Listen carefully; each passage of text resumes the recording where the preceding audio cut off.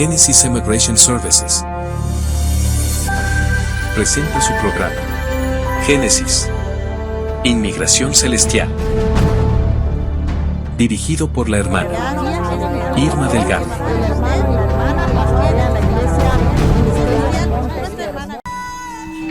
Y así es, amados hermanos, bienvenidos una vez más a la predicación de la palabra del Señor en esta sección de Génesis Inmigración Celestial. ¿Cómo lo ha tratado la vida?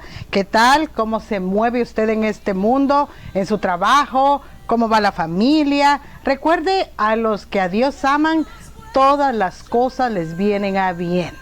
Tal vez hay muy poco trabajo, le quitaron horas, pero no hay justo desamparado, ni su simiente que mendigue pan. Todo lo podemos en Cristo, que nos fortalece. Bienvenidos a Génesis Inmigración Celestial. Alégrese porque aún tiene vida. La vida corre por sus venas, la sangre corre por sus venas. Y mientras hay vida hay esperanza. Se puede movilizar a buscar trabajo a otro lado, se puede movilizar, qué sé yo, tratando de resolver el problema que tiene, pero mientras hay vida hay esperanza. Así es que aquí estamos con Génesis Inmigración Celestial, trayéndole el mensaje de la palabra de Dios. Y el día de hoy nos vamos a ir hasta la cárcel. Ajá. Usted dirá, a la cárcel, pero yo nunca he estado ahí. Yo soy santo, puro y casto, nunca he estado en la cárcel. Bueno, gracias a Dios si usted no ha estado en la cárcel. Pero muchas veces nos olvidamos de visitar a las personas en la cárcel. Nos olvidamos de ayudar a los encarcelados. Tal vez tenemos familia, algún que es pariente en la cárcel y sencillamente no lo visitamos. ¿Cómo está usted con esa misión de los presos? No os olvidéis, dice la palabra de Dios. Y vamos a encontrar en la cárcel el día de hoy a un hombre santo. En la cárcel a un hombre inocente. ¿Le suena algo común? Creo que sí. La mayoría de las madres decimos, no, mi hijo es inocente, es un ángel, mi hijo se porta bien, es un hijo trabajador, es un hijo respetuoso, pero el hijo está en la cárcel. Y usted dirá, esta señora como que no tiene muy bien claras las cosas. Vamos a irnos hasta la cárcel con un hombre inocente también. Tenía probablemente arresto domiciliario. Y no era un hombre común y corriente, y no es un hombre común y corriente, y usted se va a asustar cuando diga en la cárcel. Sí, en la cárcel. Y nada menos y nada más que vamos a encontrar al apóstol Pablo en la cárcel. ¿Cómo le quedó el ojo? ¿Cómo el apóstol Pablo en la cárcel? Eso sería bien jugoso a nivel redes sociales. El gran apóstol Pablo en la cárcel. Ya lo decía yo, algo había cometido. Después de todo no era tan santo, ¿verdad? Bueno, hay muchos comentarios así, pero la carne habla y la carne siempre está. La lengua, decía mi abuela, solo se mueve porque no tiene hueso. Y vamos a encontrar a este hombre, el gran apóstol Pablo, en la cárcel. Pero él no estaba perdiendo tiempo en la cárcel. Estaba escribiendo para que el día de hoy usted y yo pudiéramos tener acceso al libro de Gálatas, al libro de Efesios, porque él los escribió desde la cárcel. Ahora, era una situación seria para el apóstol Pablo, porque estar en la cárcel es una situación seria. Y mire dónde estaban sus pensamientos: en los hermanos en la iglesia, en ayudar a la iglesia, en darle instrucciones a la iglesia. Él no podía irlos a visitar personalmente porque estaba encarcelado. No podía ir en persona a predicarles, pero él escribía cartas. Y gracias a Dios porque escribió esas cartas, porque esas cartas ahora son las guías suyas y mías para la doctrina de la iglesia. Encontramos al libro de los Efesios con mucha doctrina para las iglesias. ¿Cómo debemos de comportarnos? ¿Qué ha hecho el Señor? Reconciliación por medio de la cruz. Salvos por gracia. Esos son algunos títulos del libro de los Efesios. diciéndonos acá en Salvos por Gracia, que no fue porque hayamos sido buenos o cuántas limosnas o ayudas económicas hayamos dado a los pobres, pero fue por gracia, fue por la sangre de Cristo que nosotros hemos venido a ser salvos. Y continúa el apóstol Pablo a través del libro de los Efesios diciendo, ustedes tengan unidad en el espíritu.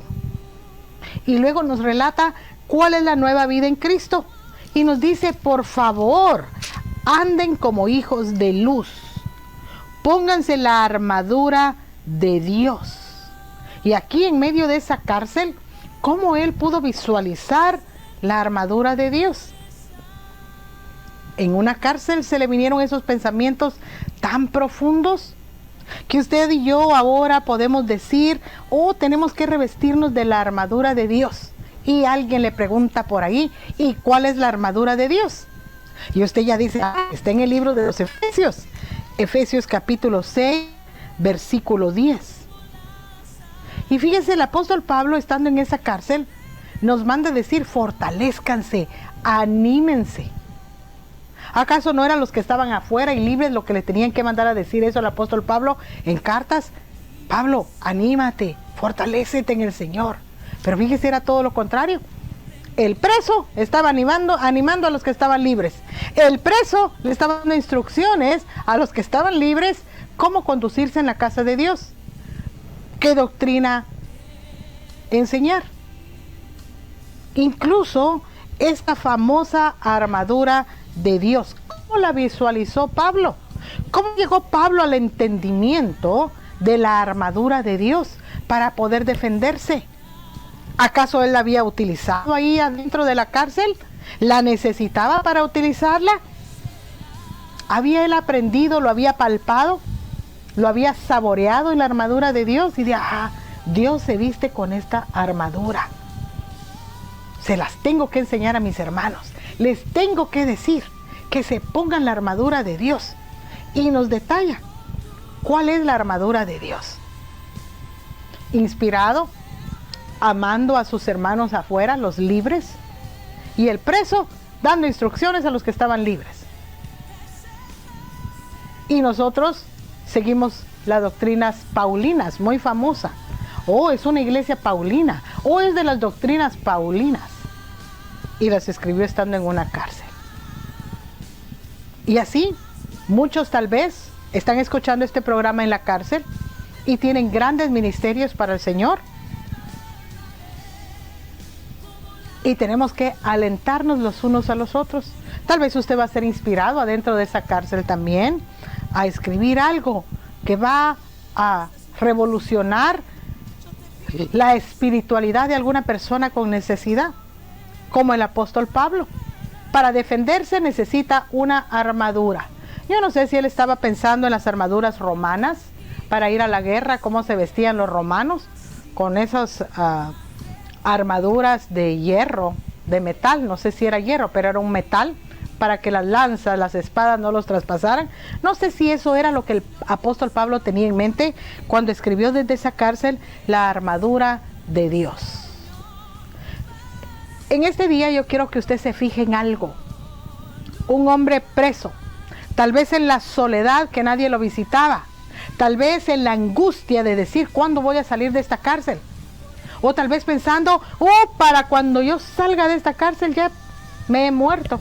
O para cuando ya salga yo de esta cárcel ya murieron mis hijos, mi familia. Y pensando más allá de lo que una persona común y corriente puede pensar, él en el espíritu pensando en enriquecer a la nueva iglesia que se estaba creando. Mis hermanos allá afuera, los libres, necesitan la armadura de Dios para poder protegerse de los ataques del enemigo. Y lo visualizó en el libro de Efesios capítulo 6, versículo 10. Un preso hablando.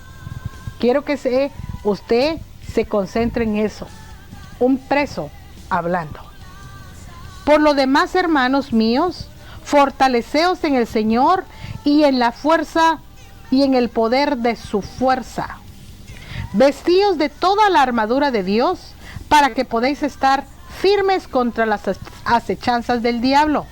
Porque no tenemos lucha contra sangre y carne, sino contra principados, contra potestades, contra los gobernadores de las tinieblas de este siglo, contra huestes espirituales de maldad en las regiones celestes. Fíjese cuántos enemigos tenemos. Y digo tenemos porque usted es de la iglesia de Cristo. Y él a quien le escribió esto fue a la iglesia de Éfeso. Por lo tanto, si estos cristianos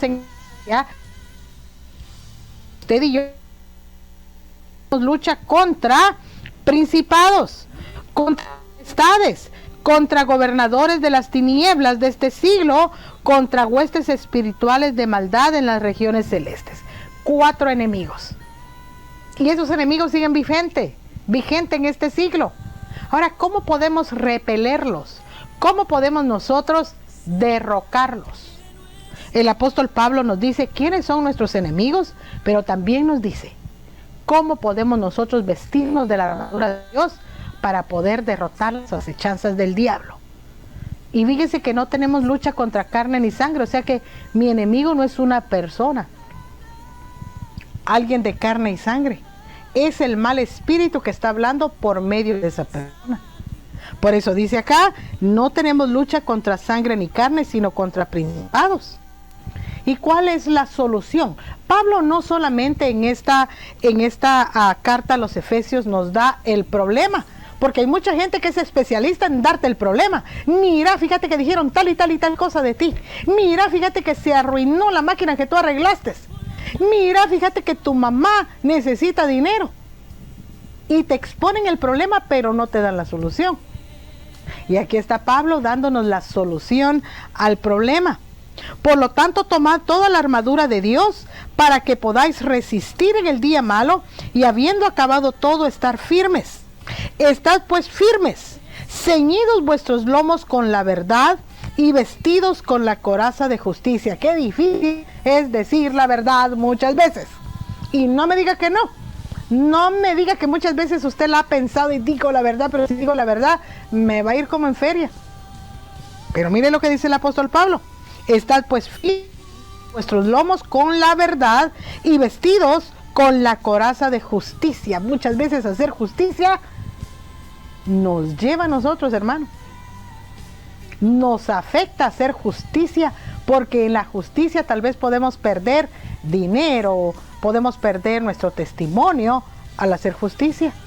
Pero el apóstol Pablo dice acá que esa es la armadura de Dios. Ceñidos vuestros lomos con la verdad y vestidos con la coraza de justicia y calzados los pies con el apresto del evangelio de la paz. El evangelio de la paz, no de andar peleando, no de andarle diciendo cosas feas a la gente cuando uno evangeliza. No, el evangelio de la paz. Sobre todo tomad el escudo de la fe con que podáis apagar todos los dardos de fuego del maligno, y tomad el yelmo de la salvación y la espada del Espíritu, que es la palabra de Dios, orando en todo tiempo con toda oración y velando en ello con toda perseverancia y súplica por todos los santos. O sea que nos da el problema, pero también nos da la manera de cómo solucionarlo. Allá usted, si usted quiere utilizar la armadura de Dios. Ya sabe esos 4 enemigos que tiene la iglesia, y si usted es miembro de la iglesia, usted también los tiene. Y acá nos da el apóstol Pablo la pauta para solucionar ese problema.